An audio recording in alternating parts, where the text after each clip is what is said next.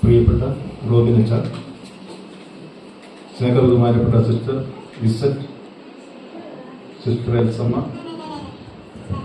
നമ്മുടെ ഇടവകയുടെ നല്ല നടത്തിപ്പ് അല്ലെങ്കിൽ നല്ല നടത്തിപ്പിന് വേണ്ടി പരിശ്രമിക്കുന്ന, പ്രത്യേകിച്ച് പറയുമ്പോൾ അവരുടെ കുടുംബകാര്യങ്ങൾ പോലും ഒഴിവാക്കി സേവനം ചെയ്യുന്ന ബഹുമാനപ്പെട്ട കൈക്കാരന്മാർ സോണി തെക്കേമുറിയും അതോടൊപ്പം തന്നെ ജോസ് പ്ലാത്തോട്ടം, ഞങ്ങളുടെ കൂട്ടായ്മയുടെ ലീഡറും അതുപോലെ തന്നെ കൈക്കാരനുമായ ബെന്നി പുളിയമ്പാക്കൻ, ബഹുമാനപ്പെട്ട സുഹൃത്തുക്കളെ, സഹോദരങ്ങളെ, പ്രിയപ്പെട്ട കുഞ്ഞുങ്ങളെ, I didn't come to solve anything. I came to here to sing with you, for you. ഞാൻ വന്നത് പ്രശ്ന പരിഹാരത്തിനല്ല, ഞാൻ വന്നത് നിങ്ങൾക്ക് വേണ്ടി നിങ്ങളോടൊപ്പം പാടുവാനാണ്. ഈ മനോഹരമായ ആശയത്തിൻ്റെ അവതാരകൻ പാബ്ലോ നെരൂദ എന്ന് പറയുന്ന 20-ാം നൂറ്റാണ്ട് കണ്ട ഏറ്റവും വലിയ കവി, നോബൽ സമ്മാനം നേടിയ കവി, ഇന്ത്യയിൽ ചിലിയുടെ അംബാസഡർ ആയിരുന്ന ഒരു കാലത്ത്. ഇത് പറയാൻ കാരണം, നാം ഒക്കെ സമൂഹത്തിൽ ജീവിക്കുന്നവരാണെങ്കിൽ സമൂഹത്തിൽ ഒറ്റയായ ഗാനങ്ങളില്ല. സമൂഹത്തിലുള്ള ഗാനം സമൂഹ ഗാനമാണ്. സ്നേഹത്തിൻ്റെ, സൗഹൃദത്തിൻ്റെ, സാഹോദര്യത്തിൻ്റെ ഒപ്പം ആത്മീയതയുടെ ഗാനമാണ് നാം ആലപിക്കുന്നത്. അതുകൊണ്ട് തന്നെ എല്ലാ മതത്തിനും അതിൻ്റെതായ വിശ്വാസങ്ങൾ ഉള്ളതുപോലെ തന്നെ ക്രൈസ്തവ മതത്തിനും വിശ്വാസങ്ങളും പാരമ്പര്യങ്ങളുമുണ്ട്. ക്രിസ്തുവിന്റെ അനുയായികൾ എന്ന് പറയുന്ന നാം ക്രിസ്തുവിന്റെ ജീവിതകാലത്തുണ്ടായിരുന്ന, പരസ്യ ജീവിതകാലത്തുണ്ടായിരുന്ന പല മാതൃകകളെയുമാണ് ഇന്ന് പിന്തുടരുന്നത്.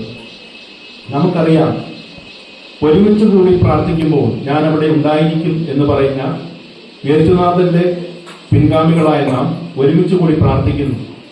ആ പ്രാർത്ഥനയുടെ ഏറ്റവും വലിയ വേദി നമ്മുടെ ഇടവകപ്പള്ളിയാണെങ്കിലും നമുക്കറിയാം, പിൽക്കാലങ്ങളിൽ ചെറിയ ചെറിയ കൂട്ടായ്മകൾ രൂപാന്തരപ്പെട്ടത് പ്രധാനമായിട്ടും സൗകര്യത്തിന് വേണ്ടിയും കൂടുതൽ പ്രവർത്തിക്കുന്നതിന് വേണ്ടിയുമാണ്.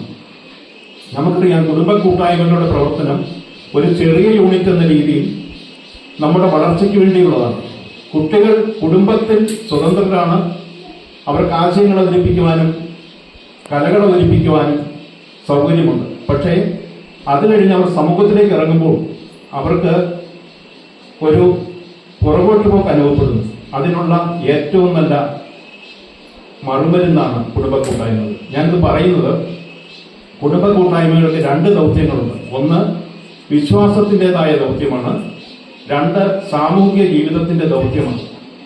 വിശ്വാസത്തിന്റെ ദൗത്യം എന്ന് പറയുന്നത് നമ്മളുടെ വിശ്വാസത്തിന്റെ അടിവേര് ഉറപ്പിക്കുന്നതിനും ഒപ്പം പടർന്നു പന്തലിക്കുന്നതിനുമുള്ള വേദികളാണ്. രണ്ടാമത്, വ്യക്തികൾ തനിയെ നിൽക്കുമ്പോൾ അവർക്കുണ്ടാകുന്ന എല്ലാ തരത്തിലുള്ള അങ്കലാപ്പുകളിൽ നിന്നും അവരെ മോചിപ്പിച്ച് പുതിയ പുതിയ മേച്ചിൽപ്പുറങ്ങളിലേക്ക് അവരെ വളർത്തുവാൻ കഴിയണം. വലിയ സമൂഹത്തിൽ പോയി നമ്മുടെ ആശയങ്ങളും അഭിലാഷങ്ങളും കലകളും അവതരിപ്പിക്കാൻ ബുദ്ധിമുട്ടുള്ളവർക്ക് ചെറിയ ചെറിയ കൂട്ടായ്മകളിലൂടെ വളർന്നു വരുവാൻ കഴിയും. അപ്പോൾ തീർച്ചയായും സമൂഹത്തിലേക്കുള്ള യാത്രയുടെ ഒരു പടിപ്പുരയാണ് നമ്മുടെ കൂട്ടായ്മകൾ. ഞാൻ ദീർഘിപ്പിക്കുന്നില്ല. കൂട്ടായ്മകളുടെ പ്രാധാന്യത്തെക്കുറിച്ച് പറഞ്ഞ് അവസാനിപ്പിച്ചുകൊണ്ട് ഞാൻ എൻ്റെ പ്രധാനപ്പെട്ട കർത്തവ്യത്തിലേക്ക് കടക്കുകയാണ്. ഈ മനോഹരമായ സന്ധ്യയിൽ സെന്റ് ജോസഫ്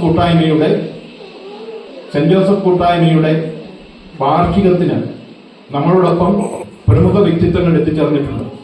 നമ്മൾക്ക് സന്തോഷകരമായ നിമിഷങ്ങളാണ്. അതുകൊണ്ട് തന്നെ ഈ മനോഹരമായ നിമിഷങ്ങളെ ധന്യമാക്കുവാൻ ഇവിടെ എത്തിച്ചേർന്നിരിക്കുന്ന ബഹുമാനപ്പെട്ട നമ്മുടെ റോബിനച്ചനെ ഈ സമൂഹത്തിന്റെ പേരിൽ, നമ്മളെല്ലാവരുടെയും പേരിൽ ഞാൻ ഹാർദമായി സ്വാഗതം ചെയ്യും. ഇനി അടുത്തായി സ്വാഗതം ചെയ്യേണ്ടത് നമ്മുടെ കൈക്കാരന്മാരെയാണ്, നമ്മുടെ സിസ്റ്റേഴ്സിനെയാണ്.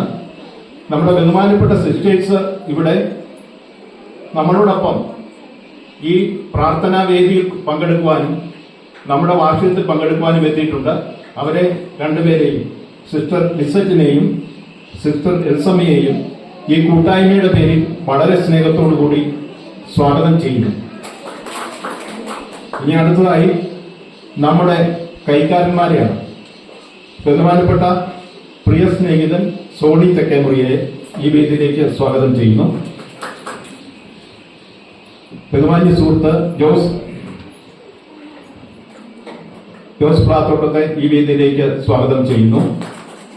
ഞങ്ങളുടെ കൂട്ടായ്മയുടെ ലീഡറും അതോടൊപ്പം തന്നെ കൈക്കാരനുമായ ബെന്നി പുളിയമാക്കനെ ഈ വേദിയിലേക്ക് സ്വാഗതം ചെയ്യുന്നു. അതോടൊപ്പം തന്നെ നമ്മുടെ കൂട്ടായ്മയിൽ 13 കുടുംബങ്ങളാണുള്ളത്. 13 കുടുംബങ്ങളിൽ നിന്നും ആൾക്കാരിവിടെ എത്തിച്ചേർന്നിട്ടുണ്ട്. എല്ലാവരെയും പ്രത്യേകമായി മുഖവര കൂടാതെ എല്ലാവരെയും ഈ സ്നേഹ സമൂഹത്തിലേക്ക് സ്വാഗതം ചെയ്തുകൊണ്ട് അവസാനിപ്പിക്കുന്നു.